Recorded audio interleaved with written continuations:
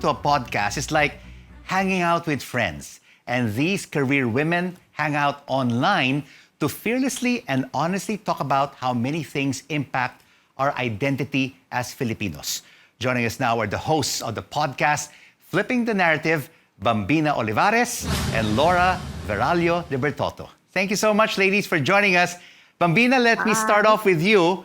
I mean, your multifaceted career spans fashion, lifestyle, and the luxury goods industries, and even journalism.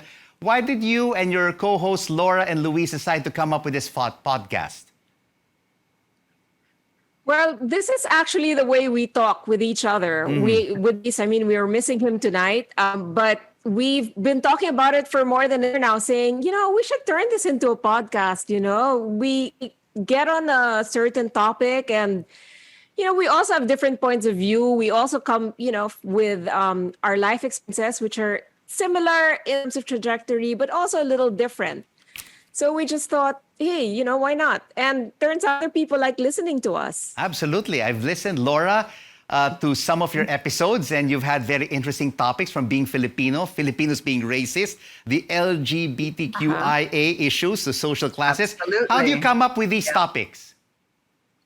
I honestly think this was like Bambina said, we talk about this stuff as friends. And Luis is gay. I am a biracial Filipino who happened to study race and gender in the United States. Bambina talks about sexuality and empowerment and all this stuff. And we were like, Filipinos talk about this naman. So let's put it out there and invite other Filipinos to get involved. Let's talk about it. What does this mean to us, And Bambina, you guys are outspoken and opinionated. You don't mince words. What are your views on how this government is handling the COVID-19 response? Let me get your views there. That's a big fail, if you ask me. Sorry, being frank. There's so much of capital, so much goodwill in the beginning, so momentum, everybody was ready to get in on the action and help. But they just squander all those opportunities, which is very sad. And, me coming back to the Philippines after so many years and seeing the story repeat itself again and again and again makes me feel like, are we ever really going to change? But you always see glimmers of hope, the youth, for example. And I hope us, through this podcast, we're able to tell people to start questioning things, in our society, in our identity, how we look at ourselves, maybe be a little bit more reflective. And what about you, Laura? The May 2022 election is just 8 months away. What are you looking for in your next president? My gosh, we only have a few seconds, don't we? Yeah. So being half Filipina, half American, I can tell you the elections over the last maybe 8 years have been like dual aneurysms happening every single day. Honestly, at this point, look, it's a global pandemic. It's not like anyone knew what to do. At this point, I'm sure everyone's looking for clarity. Where is the money? Why aren't we supporting our small businesses? We employ about 80% of the population. Right. I think people are just looking for a clear plan, right? Like A to B, and let's look, did B happen? Let's go to C. I think people are really, really hoping for that. And Bambina, I'm sure in your future episodes, you would like to interview presidential and vice presidential candidates on flipping the narrative. Can you tell me which two candidates you would like to interview for president? Gosh, I would say Lenny and Isko. My personal choice. Why them? To interview. I think she has a lot of integrity, and she thinks things through, I think she is quite a competent manager. She's herself to be, and she's also shown herself to be a person of integrity. So, she's not a natural politician, or that's what was said about her. So you kind of want to go behind all that and try to get to know her, and really what she stands for. And I think, I've been impressed by her. Let's put it that way. And what about you, Laura? Which two candidates would you not like to interview?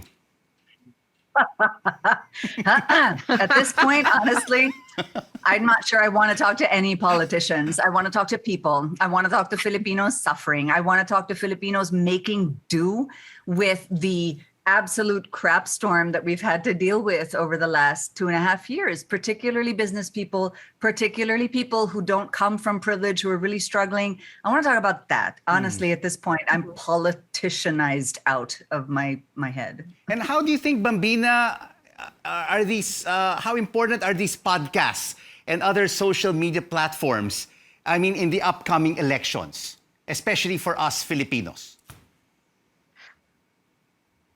Well, they say that the battle is fought in social media. That's what they say, right? In the upcoming elections. I think podcasts are a growing sector of social media. It's not quite, and it's not interactive the way other platforms of social media are.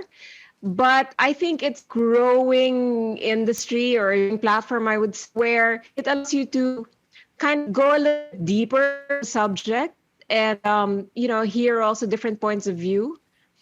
I think I don't know. It might actually be limited to a certain market. Maybe are privileging out by saying that. I don't know, maybe, but I would like to think that, I mean, personally, me, podcasts I listen to tend to delve into issues and personality. Well, I wouldn't even say personalities, like the persona, the person behind the persona, So hopefully, if it leads to thought and reconsideration of what we took for granted or what we took to be truths, why not? Why not? Ladies, we've run out of time, but definitely I will be looking forward to your future episodes of Flipping the Narrative.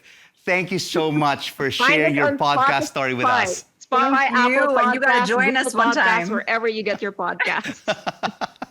Thank you so Rico. much, Thanks for Laura. having us. We're happy to be here. And Our Bambina. next episode's about sex, by the way. Thank you.